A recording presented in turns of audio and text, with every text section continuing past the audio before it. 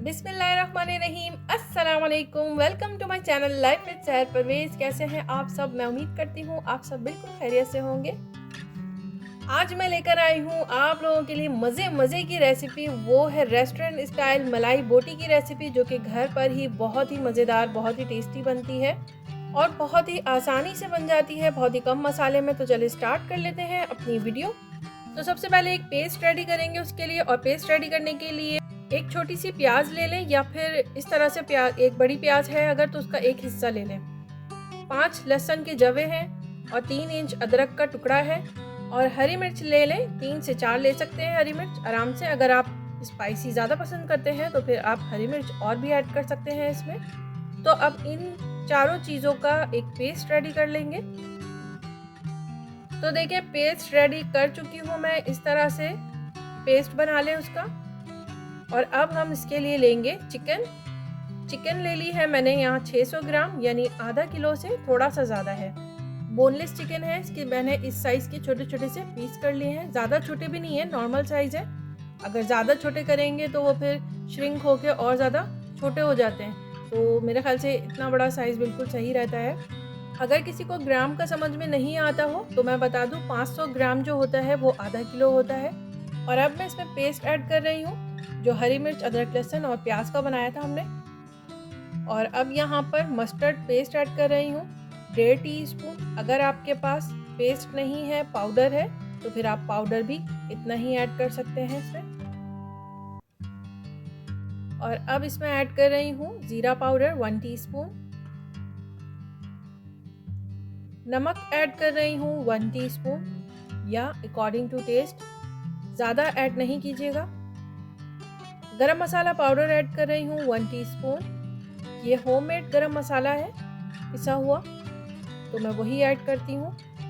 पिसी हुई लाल मिर्च ऐड कर रही हूँ 1/2 टीस्पून। और अब मैं इसमें ऐड कर रही हूँ वाइट पेपर पाउडर 1/2 टीस्पून, जिसे उर्दू में दखनी मिर्च भी कहते हैं। ये बिल्कुल देखने में साबित काली मिर्चों की तरह ही होती है, मगर सफ़ेद होती है। और अब यहाँ चाइनीज़ सॉल्ट ऐड कर रही हूँ 1/2 टीस्पून। अगर आपको हेल्थ वाइज कोई प्रॉब्लम लगती है तो फिर आप इसको अवॉइड कर सकते हैं, स्किप कर सकते हैं। और अब यहाँ पर दही ऐड कर रही हूँ 1/3 cup.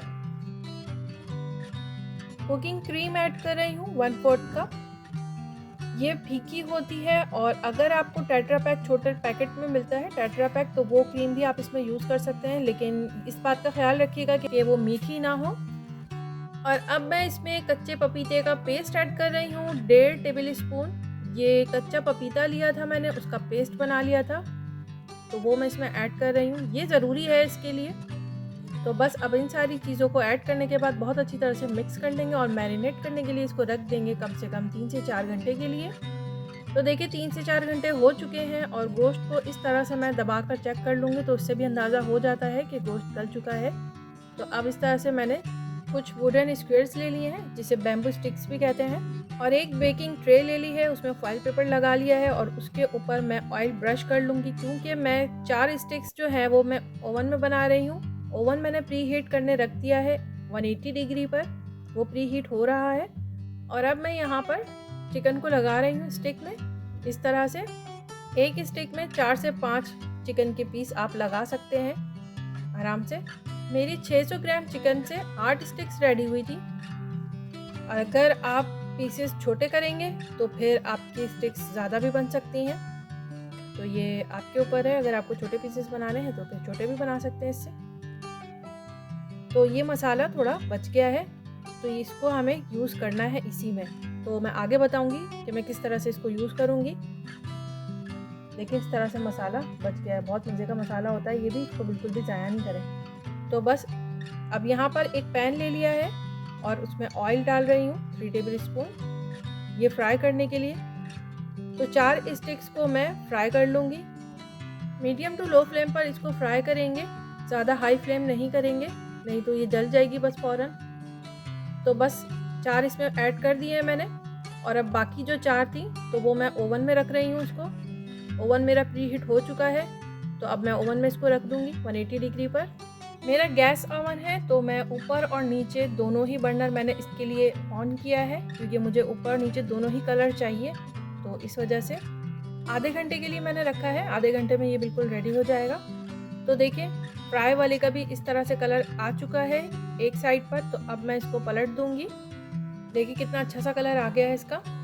Medium to low flame पर ही पकाना है इसको, और एक साइड जब कलर आ जाए तो उसको पलट दें। एक साइड कलर आने में तकरीबन 10 से 15 मिनट लगे हैं, और फिर उसके बाद मैंने पलट दिया है। इसको भी मैं 10 से 15 मिनट ही पका लूँगी। और फिर देखिए इस तरह से जो साइडों में जो वाइट वाइट सा है, वैसे तो ये ऐसे ही अच्छा लगता है पक जाए अगर तो, लेकिन फिर भी अगर किसी को अच्छा ना लगे तो वो इस तरह से इसको कलर दे सकते हैं।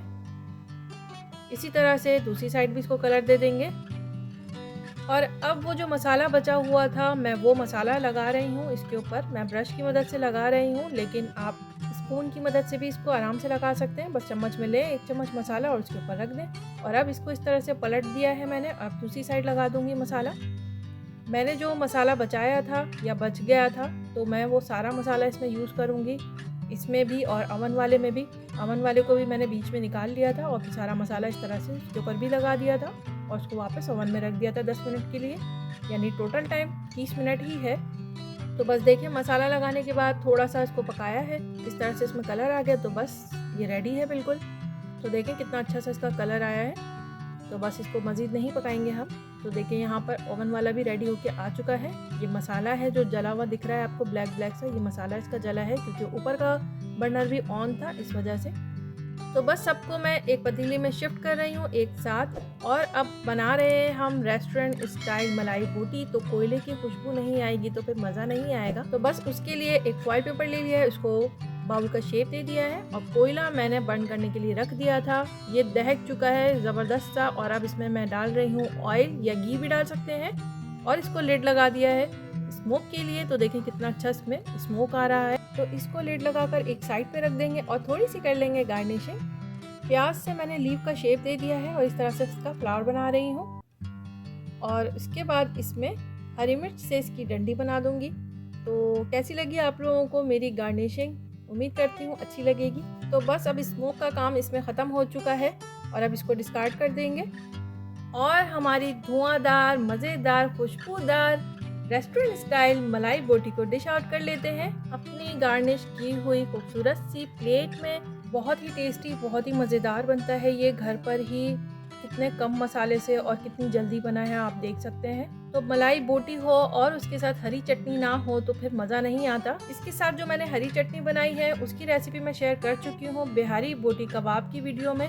तो अगर आप लोगों ने वो वीडियो नहीं देखी है तो उसका लिंक मैं डिस्क्रिप्शन बॉक्स में दे दूँगी, आप वहाँ जाकर देख सकते हैं। तो कैसी लगी आप लोगों को आज की मेरी वीडियो? उम्मीद करती हूँ अच्छी लगेगी, और अगर अच्छी लगी हो तो मेरे चैनल को लाइक करें और शेयर करें अपने फैमिली से, फ्रेंड से, और जो लोग मेरे चैनल पर नए हैं उनसे रिक्वेस्ट है कि मेरे चैनल को लाइक करें, सब्सक्राइब करें और बेल आइकन को ज़रूर क्लिक कर लें। इससे मेरी हर आने वाली नई वीडियो की नोटिफिकेशन आपको फटाफट से मिलती रहेगी। फिर मिलूंगी एक अच्छी सी रेसिपी के साथ इंशाल्लाह। तब तक अपना और अपनी फैमिली का रखें बहुत सारा ख्याल। अस्सलाम वालेकुम।